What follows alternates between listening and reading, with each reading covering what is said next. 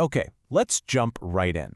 Today, we're going to explore a really fascinating and short Buddhist text. It's called The Parable of the Consecrated King. And honestly, it's a powerful way to think about what really defines a life's journey.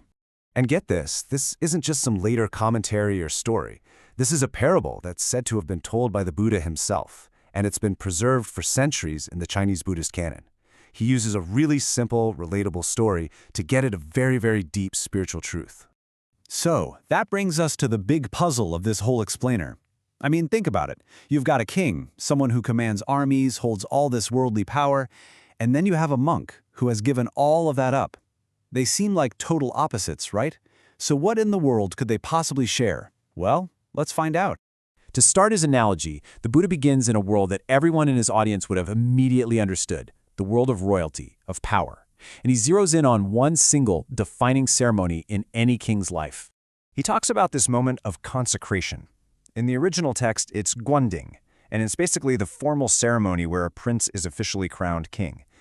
The Buddha says this moment is so profound, so identity-shaping, that the king literally never, ever forgets it. Now here's where it gets really interesting. The Buddha doesn't just talk about one king, he breaks it down into three types. First, you have the king who gets crowned in his youth, when he's full of potential. Then there's the king who is consecrated right as his power is hitting its peak. And finally, you have the ultimate king, the one who gets consecrated after he's defeated every single rival and achieved total victory. For each one of these kings, that one moment, that consecration, becomes a permanent anchor in their memory for the rest of their lives.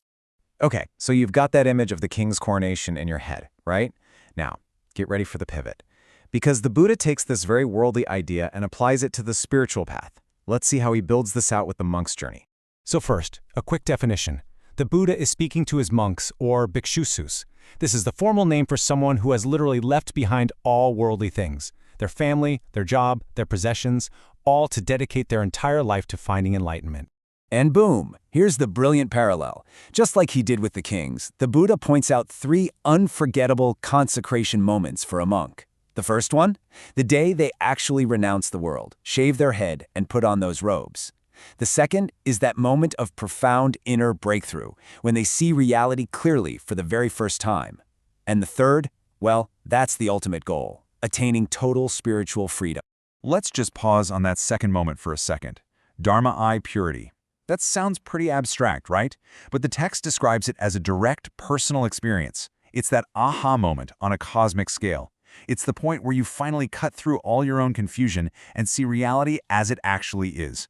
You can imagine that's a moment of incredible, life-altering clarity. In that final moment, no further rebirth. This is the big one. This is the ultimate goal. It means the complete end of suffering. It's the state of a fully awakened person who has broken free from that endless cycle of birth and death we call samsara. You could say this is the spiritual version of the victorious king who has finally found a final, unshakable peace. So, now we've got these two paths laid out in perfect parallel, the path of worldly power and the path of spiritual liberation. So let's bring them side by side, because this is where the Buddha's core message really shines through. I mean, just look at this structure. It's so clean, so elegant. On the left, you've got the king's major life milestones, all defined by external power and public recognition. And on the right, you have the monk's milestones, which are all about internal transformation and insight. What the Buddha is showing us is that both of these journeys, as different as they seem, are marked by these peak, defining moments of achievement. And this right here, this is the crucial point. After describing both the kings and the monks, the Buddha uses the exact same phrase for both of them. For the rest of their lives, they constantly remember it. This is the heart of the parable. It doesn't matter if it's the feeling of a crown being placed on your head or the moment you first see reality without delusion. These are the moments that truly shape who we are. They are absolutely unforgettable. Okay, so great story from 2,500 years ago. But what's the big takeaway for us right now? Why does this ancient parable still matter so much? Well, the absolute genius of this parable is that it's universal. The Buddha wasn't just talking to kings or just talking to monks. He was using these extreme examples to teach us something fundamental about any path of commitment, whether that's your career, your art, your relationships, or just your own personal growth. So, if you boil it all down, here's the core insight. Every meaningful path we take in life is defined by these peak experiences, these personal consecrations. It's not just about the day-to-day grind, it's about those transformative moments that change everything. They redefine who we are, not just to the outside world, but to ourselves. They become these unshakable pillars in our personal story, reminding us of who we've become and what we're truly capable of. And that really just leaves us with one final thought to reflect on. If the king always remembers his coronation, and the monk always remembers the moment of their awakening, what about you? What are the unforgettable, life-altering consecration moments that have defined your own story?